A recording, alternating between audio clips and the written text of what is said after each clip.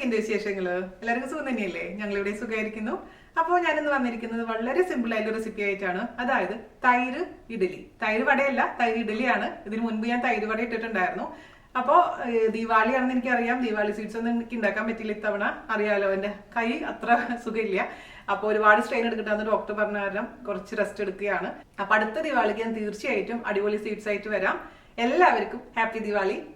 അപ്പോൾ ഒട്ടും താമസിച്ചില്ല, നമുക്ക് എങ്ങനെയാണ് രുചികരമായിട്ടുള്ള കേർഡ് ഇഡലി തയ്യാറാക്കാം എന്ന് നോക്കിയിട്ട് വരാം. ഓക്കെ, അപ്പൊ നമുക്ക് തൈര് ഇഡലി തയ്യാറാക്കാം. ഇതിനു മുൻപ് ഞാൻ തയ്യാറാക്കിയിരുന്നത് തൈര് വടയായിരുന്നു. ഇത് തൈര് ഇഡ്ഡലിയാണ്. അപ്പൊ അതിനുവേണ്ടി നമ്മൾ ആദ്യം എന്താ ചെയ്യേണ്ടത്? ഇഡലി ഉണ്ടാക്കണം. ഞാനിപ്പോ ഇവിടെ മിനി ഇഡ്ഡലിയാണ് ഉണ്ടാക്കാൻ പോകുന്നത്. അതേസമയം നിങ്ങളുടെ അടുത്ത് ഇതേപോലെ മിനി ഇഡ്ഡലിയുടെ തട്ടില്ല എന്നുണ്ടെങ്കിൽ നോർമൽ ആയിട്ടുള്ള ഇഡലി ഇല്ലേ, വലിയ ഇഡ്ഡലി ഉണ്ടാക്കിയതിന് ശേഷം ചെറുതായിട്ട് കട്ട് ചെയ്തിട്ട് നമുക്ക് തയ്യാറാക്കാം. യാതൊരു കുഴപ്പമില്ല. അപ്പൊ ഞാനിവിടെ ഓരോ തട്ടിലോട്ടും നല്ലെണ്ണ പുരട്ടി വെച്ചിട്ടുണ്ട്. അപ്പോൾ സ്റ്റീലിന്റെ തട്ടാവുമ്പോൾ നമ്മൾ നല്ലെണ്ണ പുരട്ടിയിട്ടില്ലെങ്കിൽ ഇഡ്ഡലി കുക്കായതിനു ശേഷം എടുക്കുമ്പോൾ കുറച്ച് പറ്റി പിടിക്കാനുള്ള ചാൻസ് ഉണ്ട്. അതുകൊണ്ടാണ് നല്ലെണ്ണ തടവാൻ പറയുന്നത്. അപ്പൊ നിങ്ങൾക്ക് നല്ലെണ്ണയുടെ വാസന താല്പര്യമില്ല എന്നുണ്ടെങ്കിൽ വെളിച്ചെണ്ണ ആയാലും മതി കേട്ടോ, അല്ലെങ്കിൽ നെയ്യ് തടവുന്നവരുണ്ട്. അപ്പോൾ നമുക്ക് ഓരോ മോൾഡിലോട്ടും ഒരു ടീസ്പൂൺ വീതം മാവ് ഒഴിച്ചു കൊടുക്കുക. അതിനുശേഷം നമുക്കിത് 8 മുതൽ 10 മിനിറ്റ് വരെ ഇതങ്ങ് കുക്ക് ചെയ്തെടുക്കണം. അപ്പൊ ഞാൻ അപ്പുറത്തെ അടുപ്പിൽ ഇത് കുക്ക് ചെയ്യാൻ വേണ്ടിയിട്ടുള്ള വെള്ളം തിളപ്പിക്കാൻ വേണ്ടി വെച്ചിട്ടുണ്ട്. അത് ഹൈ ഫ്ലെയിമിലാണ് ഞാൻ വെച്ചിരിക്കുന്നത് കേട്ടോ.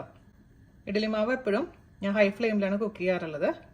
ഈ ഇഡലി തട്ട് എനിക്ക് എൻ്റെ ഫ്രണ്ട് ബാംഗ്ലൂരിൽ നിന്നാണ് വാങ്ങിച്ചിട്ട് വന്നിട്ടുണ്ടായിരുന്നത്. നാട്ടിൽ അന്വേഷിച്ചിട്ട് കിട്ടിയിട്ടുണ്ടായിരുന്നില്ല. നാട്ടിൽ കിട്ടിയിട്ടുണ്ടായിരുന്നു, പക്ഷെ അപ്പോൾ തീരെ പൊടി ബട്ടൺ ഇഡ്ഡലി എന്ന് പറയത്തില്ല, അതുപോലെ ഉള്ള ചെറിയ ഇഡ്ഡലിയുടെ തട്ടായിരുന്നു. അതെനിക്ക് എന്തോ ഇഷ്ടപ്പെട്ടില്ല. ഇതാണെങ്കിൽ നല്ല പെർഫെക്റ്റ് ആയിരുന്നു.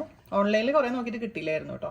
താഴത്തെ തട്ടിൽ ഞാൻ ഒരിക്കലും ഒഴിക്കാറില്ല കേട്ടോ. എപ്പോൾ ഇഡ്ഡലി ഉണ്ടാക്കുമ്പോഴും താഴത്തെ തട്ട് ഒഴിവാക്കിയിട്ട് ബാക്കി 4 തട്ടിലാണ് ഞാൻ ഇഡ്ഡലി ഒഴിച്ചിരിക്കുന്നത്. ഇനി നമുക്കിത് നന്നായിട്ട് അങ്ങ് സ്റ്റീം ചെയ്യാൻ വേണ്ടി വെക്കാം.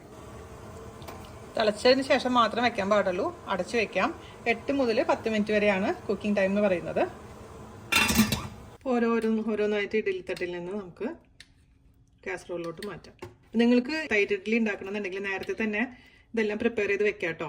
എന്നിട്ട് ഒരു കാര്യം ശ്രദ്ധിക്കേണ്ടത്, നമ്മളിപ്പോൾ സെർവ് ചെയ്യുന്നേക്കാളും കുറച്ച് മുമ്പായിട്ട് വീണ്ടും ഇഡലി ഒന്ന് സ്റ്റീം ചെയ്തെടുക്കണം. അത് ചൂടോടുകൂടി വേണം നമ്മൾ തൈരിലോട്ട് ഇട്ട് കൊടുക്കാൻ. എങ്കിൽ മാത്രമാണ് ഇഡലിയിലോട്ട് ഈ തൈര് അങ്ങ് നന്നായിട്ട് അബ്സോർവ് ആവുള്ളൂ. അല്ലെങ്കിൽ അത് ടേസ്റ്റ് ഉണ്ടാവില്ല. അത് പ്രത്യേകിച്ച് ശ്രദ്ധിക്കണം. അപ്പോൾ ഇപ്പൊ തന്നെ ചൂടോടുകൂടി ഉണ്ടാക്കിയിട്ട് ചെയ്യാം. അല്ലെങ്കിൽ നിങ്ങൾ നേരത്തെ തന്നെ സ്റ്റീം ചെയ്ത് വെച്ചിട്ട് ഇഡ്ഡലി ആണെങ്കിൽ തണുത്തിട്ടുണ്ടെങ്കിൽ ആ സമയത്തൊന്ന് സ്റ്റീം ചെയ്തിട്ട് നമുക്ക് തൈരിലോട്ട് ഇട്ട് കൊടുക്കാം. അപ്പോൾ ഞാൻ എന്താ ചെയ്യാന്ന് വെച്ച് കഴിഞ്ഞാൽ ഇഡലിയും റെഡിയാക്കി വെക്കും ഓൾറെഡി നേരത്തെ തന്നെ. അതേപോലെ തന്നെ തൈരും റെഡിയാക്കി വെക്കും. പക്ഷെ ആ സെർവ് ചെയ്യുന്ന സമയത്ത് ജസ്റ്റ് മിക്സ് ചെയ്ത് അങ്ങ് ഇട്ട് കൊടുക്കും. കാരണം ഒരുപാട് നേരത്തെ ഈ തൈരിലോട്ട് ഇഡലി ഇട്ട് വെക്കാൻ പാടില്ല. അപ്പൊ എന്താ പറ്റുന്ന വെച്ചാൽ ആകെ അങ്ങ് കുഴഞ്ഞിരിക്കും. നമുക്ക് ലൂസ് ആയിട്ടുള്ള ഒരു കൺസിസ്റ്റൻസി വേണം എപ്പോഴും കേട്ടോ. കടയിലൊക്കെ ഹോട്ടലിലൊക്കെ കിട്ടാറില്ലേ അതുപോലെ. ഒരു പ്രാവശ്യം ഞാൻ അങ്ങനെ ചെയ്തപ്പോൾ എന്താ പറ്റുന്ന വെച്ച് കഴിഞ്ഞാൽ കുറച്ചു നേരം കഴിഞ്ഞ് നോക്കിയപ്പോൾ എന്താ പറയുക, ഉപ്പുമാവ് പോലെ ഇരിപ്പുണ്ടായിരുന്നു. മൊത്തത്തിൽ തൈര് മുഴുവനും വലിച്ചു കുടിച്ചിട്ട് ഇഡലി ഒരു ടേസ്റ്റ് ഉണ്ടായിരുന്നില്ല. അപ്പൊ എപ്പോഴും അതൊന്ന് ശ്രദ്ധിക്കണം. അപ്പൊ നല്ല പൂ പോലെ ഇഡലി റെഡി ആയിട്ട് നമുക്ക് ഇത് അടച്ചു വെക്കാൻ നമുക്കിതിന് വേണ്ടിയുള്ള തൈര് റെഡിയാക്കാം. അപ്പൊ അതിന് വേണ്ടി ഒരു ബൗൾ ആദ്യം എടുക്കുക. ആ ബൗളിലോട്ട് ഞാനിവിടെ തൈര് അടിച്ചത്, അതായത് മോര് പോലെ ആക്കിയത് ഒഴിച്ചു കൊടുക്കാൻ പോവുകയാണ്. ഞാനിവിടെ 1/2 കിലോ തൈരാണ് എടുത്തിട്ടുണ്ടായിരുന്നത്. ഒട്ടും തന്നെ വെള്ളം ചേർക്കാതെ അടിച്ചെടുത്തിരിക്കുന്ന തൈര് നമുക്ക് ഒഴിച്ചു കൊടുക്കാം. ഇപ്പൊ നല്ല പുളിയുള്ള മോരാണെന്നുണ്ടെങ്കിൽ അല്ലെങ്കിൽ തൈരാണെന്നുണ്ടെങ്കിൽ അതിലോട്ട് നമുക്ക് കുറച്ച് പാലും കൂടെ ഒഴിച്ച് വെക്കാം. ഇപ്പൊ രാവിലെ തന്നെ നമ്മളിത് റെഡിയാക്കി വെക്കുകയാണെന്നുണ്ടെങ്കിൽ കുറച്ച് പാൽ ഒഴിച്ച് വെച്ച് കഴിഞ്ഞാൽ ആ പുളി കുറഞ്ഞു കിട്ടും. അപ്പൊ എൻ്റെ തൈരിന് അധികം പുളി ഇല്ലാത്തതുകൊണ്ട് ഞാൻ ഇതിൽ ഇനി പാൽ ഒഴിക്കുന്നില്ല. മാത്രമല്ല ഞാൻ ഇപ്പൊ തന്നെയാണ് ഇത് സെർവ് ചെയ്യാൻ പോകുന്നത്. അപ്പൊ ഇതിലോട്ട് നമുക്ക് കുറച്ച് കാര്യങ്ങളെല്ലാം ഫ്രൈ ചെയ്തിട്ട് കൊടുക്കണം. അപ്പൊ ഈ തൈര് നമുക്ക് മാറ്റി വെക്കാം. അപ്പോൾ ഞാനിവിടെ ഒരു സോസ്പാൻ അടുപ്പത്ത് വെച്ചിട്ടുണ്ട്. ഇതിലോട്ട് നമുക്ക് നല്ലെണ്ണയോ നെയ്യോ അല്ലെങ്കിൽ കോക്കനട്ട് ഓയിലോ അതായത് വെളിച്ചെണ്ണയോ ഒഴിച്ചു കൊടുക്കാം. ഇപ്പോൾ ഒരു സൗത്ത് ഇന്ത്യൻ റെസിപ്പി ആയതുകൊണ്ട് ഞാൻ എപ്പോഴും നല്ലെണ്ണയാണ് പ്രിഫർ ചെയ്യാറുള്ളത്. അതേസമയം നല്ലെണ്ണ എല്ലാവർക്കും ഇഷ്ടപ്പെടണമെന്നില്ല. അങ്ങനെയുള്ളവർ നെയ്യ് ഒഴിച്ചാൽ മതി കേട്ടോ. അപ്പം ഇതൊന്ന് ചൂടാവട്ടെ. ആദ്യം തന്നെ നമുക്ക് ഇതിലേക്ക് വേണ്ടിയിട്ടുള്ള അണ്ടിപ്പരിപ്പ് ഒന്ന് ഫ്രൈ ചെയ്തെടുക്കാം. അണ്ടിപ്പരിപ്പ് ഓപ്ഷനിലാണ്, ഞാൻ ഇടാറുണ്ട്. ഞാൻ നോർമലായിട്ട് ഉണ്ടാക്കുമ്പോൾ കുറച്ച് കിസ്മിസും കൂടെ ചേർക്കാറുണ്ട്. നമുക്ക് അണ്ടിപ്പരിപ്പ് ഇട്ട് കൊടുക്കാം. അപ്പൊ ഈ അണ്ടിപ്പരിപ്പൊക്കെ ഓപ്ഷനിലാണ്, നിങ്ങൾക്ക് താല്പര്യമില്ലെങ്കിൽ ഒഴിവാക്കാം. ചെറിയൊരു ബ്രൗൺ കളർ വരുന്ന സമയം വരെ നമുക്കിതൊന്ന് വഴറ്റിയെടുക്കാം. വളരെ ഈസിയാണ് തയ്യാറാക്കാൻ. പെട്ടെന്ന് ഒരു ഗസ്റ്റ് വരികയാണെന്ന് വിളിച്ച് പറയുമ്പോൾ ഒരു വെറൈറ്റി ആയിട്ട് ചെയ്ത് കൊടുക്കാൻ പറ്റുന്ന ഒരു സൂപ്പർ സിമ്പിൾ ആയിട്ടുള്ള ഒരു ടിഫിൻ. ഇപ്പൊ ബ്രേക്ക്ഫാസ്റ്റ് ആയിട്ടും കഴിക്കാം, നമുക്കിത് ഡിന്നർ ആയിട്ടും കഴിക്കാം. എപ്പോൾ വേണമെങ്കിലും കഴിക്കാൻ പറ്റുന്ന റീഫ്രഷിംഗ് ആയിട്ടുള്ള ഒരു ഡിഷാണിത്. ഞാനത് ഡിണ്ടിഗലിൽ പഠിക്കുമ്പോൾ ആര്യഭവനിൽ പോയപ്പോഴാണ് ആദ്യമായിട്ട് എനിക്ക് സംഭവം ടേസ്റ്റ് ചെയ്യുന്നത്. തൈര് വട എന്ന് പറഞ്ഞ് ഞാൻ മുമ്പ് കഴിച്ചിട്ടുണ്ടായിരുന്നു. പക്ഷെ തൈര് ഇഡലി അന്നാണ് ആദ്യമായിട്ട് കഴിക്കുന്നത്. പക്ഷെ എനിക്ക് നല്ല ഇഷ്ടപ്പെട്ടു.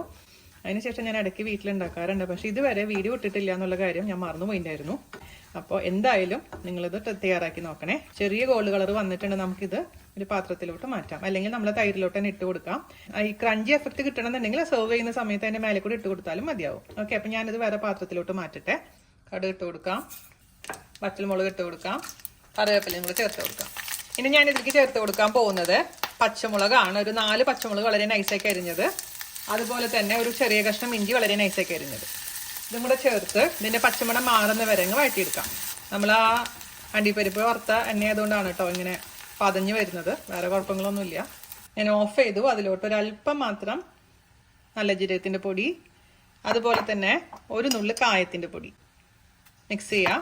ഇത് നമുക്ക് തൈരിലോട്ട് ചേർത്ത് കൊടുക്കാം. അപ്പം ഞാനിവിടെ ഈസി വേർഷനാണ് ചെയ്യുന്നത്. ചിലവർ ഇതിലേക്ക് തേങ്ങയൊക്കെ ചേർക്കാറുണ്ട്. തേങ്ങയൊന്നും ഇടാണ്ടാണ് ഞാനിത് തയ്യാറാക്കിയിരിക്കുന്നത് കേട്ടോ. തേങ്ങയുടെ ആവശ്യമൊന്നുമില്ല, തേങ്ങ അരച്ചൊക്കെ ചേർക്കാറുണ്ട് ചിലവർ, പക്ഷെ അതിൻ്റെ ആവശ്യമൊന്നുമില്ല. അല്ലാതെ തന്നെ നല്ല രുചിയുള്ളൊരു ഐറ്റമാണിത്. ഇത് നമുക്ക് തൈരിൻ്റെ കൂടെ അങ്ങ് ചേർത്ത് കൊടുക്കാം, മിക്സ് ചെയ്യാം. ഇനി നമുക്ക് ഇതിലോട്ട് ചേർത്ത് കൊടുക്കേണ്ടത് ഉപ്പും പഞ്ചസാരയാണ്. ഇപ്പം ഇത് നിങ്ങൾ വിചാരിക്കില്ല ഇത് എന്താ ഇത്ര ലൂസ് ആയിരിക്കും, ഇത്ര ലൂസ് വേണം, എന്നാലാണ് ആ ഇഡലിയിലോട്ട് അതങ്ങ് നന്നായി അബ്സോർബ് ചെയ്യുള്ളൂ കേട്ടോ. നമുക്കിനി ഇതിലോട്ട് ഉപ്പും പഞ്ചസാരയും ചേർത്ത് കൊടുക്കാം. പഞ്ചസാര നമുക്ക് ഒരു 1/2 ടേബിൾ സ്പൂൺ ഇട്ട് കൊടുത്ത് നോക്കാം. എന്നിട്ട് ടേസ്റ്റ് ചെയ്തിട്ട് വേണമെന്നുണ്ടെങ്കിൽ എക്സ്ട്രാ ആഡ് ചെയ്യാം. ആദ്യമേ തന്നെ ഒരുപാട് ഇടണ്ട, രുചിച്ച് നോക്കണം. ഇതാണ് ഞാൻ പറഞ്ഞത് നേരത്തെ നമുക്ക് റെഡിയാക്കി വെക്കാം എന്ന് പറഞ്ഞത്, ഈ ഒരു കൂട്ടും ഇഡലി. എന്നിട്ട് സെർവ് ചെയ്യുന്ന സമയത്ത് മാത്രം ചൂടോട് കൂടിയുള്ള ഇഡലിയുടെ മേലെ കൂടെ ഈ കൂട്ടങ്ങ് ഒഴിച്ചു കൊടുക്കാം. ഞാൻ രുചിച്ച് നോക്കട്ടെ. കുറച്ചും കൂടെ ഷുഗർ വേണം, കുറച്ചും കൂടെ ഉപ്പും വേണം. അത് നിങ്ങൾ രുചിച്ച് നോക്കിയിട്ട് ഇഷ്ടത്തിനനുസരിച്ച് മാറ്റങ്ങൾ വരുത്തണം കേട്ടോ. പിന്നെ ശ്രദ്ധിക്കേണ്ടത് നമ്മുടെ ഇഡലി മാവ് ഒരുപാട് പുളിയുള്ളതായിരിക്കരുത്. ഒന്നും കൂടെ രുചിച്ച് നോക്കാം. അരെ വാ, പെർഫെക്റ്റ്, എല്ലാം കൂടി സൂപ്പർ ആയിട്ടുണ്ടെങ്കിൽ നമുക്ക് ഇതങ്ങ് സെർവ് ചെയ്യാം. അപ്പോൾ നമുക്ക് സെർവ് ചെയ്യാൻ വേണ്ടിയിട്ട് ഒരു പാത്രം വെക്കാം. അപ്പോൾ അതിലോട്ട് നമുക്ക് ചൂടുള്ള ഇഡലി വെച്ച് കൊടുക്കാം. ഇപ്പോൾ ഞാൻ പറഞ്ഞ പോലെ നോർമൽ ഇഡ്ഡലി ആണെങ്കിൽ നമുക്കതൊരു 4 കഷ്ണമായിട്ടൊക്കെ മുറിച്ച് വെക്കാം കേട്ടോ. ഇതിപ്പോൾ കുഞ്ഞിഡ്ഡലി ആയതുകൊണ്ടാണ് ഞാൻ ഇങ്ങനെ സെർവ് ചെയ്യുന്നത്. ഓക്കെ, അതിലോട്ട് നമുക്ക് നമ്മൾ റെഡിയാക്കി വെച്ചിരിക്കുന്ന ആ കൂട്ട് ഒഴിച്ചു കൊടുക്കാം.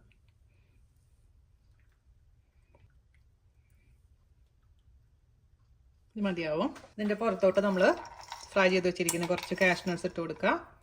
ഇതൊക്കെ ഞാൻ പറഞ്ഞ പോലെ ഓപ്ഷനിലാണ് കേട്ടോ. നമ്മുടെ കയ്യിലുള്ളത് എന്താണോ അതൊക്കെ ഇട്ട് കൊടുക്കാം. അതെല്ലാം ഇട്ട് കൊടുക്കാന്നല്ല ഉദ്ദേശിച്ചത്, അപ്രോപ്രിയേറ്റ് ആയിട്ടുള്ളത്. ചിലവർ അനാറിടും. അപ്പം എൻ്റെ അടുത്ത് അനാറില്ലാത്തതുകൊണ്ട്, അതായത് പോമഗ്രാനേറ്റ് ഇല്ലാത്തതുകൊണ്ട് ഞാൻ അത് ഇടുന്നില്ല. നമ്മുടെ അരിഭവനിലൊക്കെ സെർവ് ചെയ്യുന്ന രീതിയാണ് കേട്ടോ ഞാൻ കാണിക്കുന്നത്. കുറച്ച് മുളക് പൊടി ഇങ്ങനെ ജസ്റ്റ് ഒന്ന് സ്പ്രിങ്കിൾ ചെയ്ത് കൊടുക്കുക. മല്ലിയുടെ ഇല ഉണ്ടെങ്കിൽ അതും ഇങ്ങനെ തൂക്കി കൊടുക്കാം. പിന്നെ ഞാൻ അതിന് വേണ്ടിയിട്ട് ബൂന്തി കുറച്ച് വാങ്ങിച്ചിട്ടുണ്ട്. ബൂന്തി നമുക്ക് വീട്ടിലുണ്ടാക്കാം. അപ്പോൾ ക്രിസ്പി ഫീലിംഗ് കിട്ടാൻ വേണ്ടിയിട്ടാണ് ബൂന്തി ഇടുന്നത് കേട്ടോ. അതില്ലെങ്കിൽ കുഴപ്പമൊന്നുമില്ല, ഉള്ളവർ ഇട്ട് കൊടുക്കാം. ഓൺലൈനിൽ ഓർഡർ ചെയ്തതാണ് ബൂന്തി, ഹൽദിറാംസിൻ്റെ. ഇപ്പോഴത്തെ സിറ്റുവേഷനിൽ എനിക്ക് ബൂന്തി ഉണ്ടാക്കാനുള്ള ആരോഗ്യം ഇല്ലാത്തതുകൊണ്ട് കുറച്ച് കോംപ്രമൈസസ് ഒക്കെ ചെയ്യേണ്ടതായിട്ട് വരുന്നുണ്ട്. ഇപ്പോൾ ബൂന്തി ഇങ്ങനെ ഇട്ട് കൊടുക്കാം. ഇത് സിമ്പിൾ ആൻഡ് ഹമ്പിൾ ആയിട്ടുള്ള ഒരു സംഭവമാണ് കേട്ടോ. നിങ്ങൾ ഉണ്ടാക്കി നോക്കുന്നത് എന്തായാലും ഇഷ്ടപ്പെടും. ഞാൻ പറഞ്ഞ പോയിന്റ് മാത്രം ഒന്ന് ശ്രദ്ധിച്ചാൽ മതി. ഞാൻ കുറച്ച് ക്യാരറ്റ് ഒന്ന് ഗ്രേറ്റ് ചെയ്തതും കൂടെ ഇട്ട് കൊടുക്കുന്നുണ്ടേ. ഒരു ഭംഗിയുടെ ഭാഗമാണ്. ഇതൊന്നും നിർബന്ധങ്ങളുള്ള കാര്യങ്ങളൊന്നുമല്ല. അന്ന് കഴിച്ചിരുന്ന ടേസ്റ്റും ആ കാഴ്ചയും ഒന്ന് റീക്രിയേറ്റ് ചെയ്യുന്നു മാത്രം കേട്ടോ.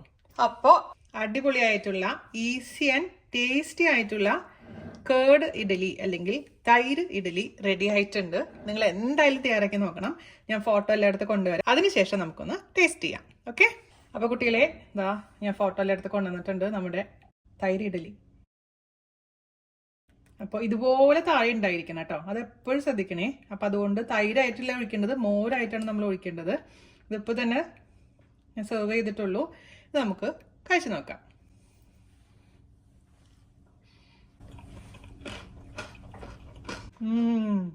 എന്താ പറയാ, അപാര ടേസ്റ്റ്. ഈ ബൂന്തി ഇട്ട കാരണം നല്ല ക്രഞ്ചിയാണ്. അതിലുള്ള ചെറിയ എരിവും മധുരവും ഇഡ്ലിയുടെ ടേസ്റ്റും തൈരിൻ്റെ ടേസ്റ്റും നമ്മൾ ചേർത്തിരിക്കുന്ന എല്ലാത്തിൻ്റെ ടേസ്റ്റും ഗംഭീരമായിട്ടുണ്ട്. പിന്നെ ഒരു കാര്യം ഞാൻ പറയട്ടെ, ഞാൻ നോർമൽ ഡേയ്സിൽ വീട്ടിലുണ്ടാക്കുമ്പോൾ ഈ ബൂന്തി ഒന്നും ഇടാറില്ല കേട്ടോ.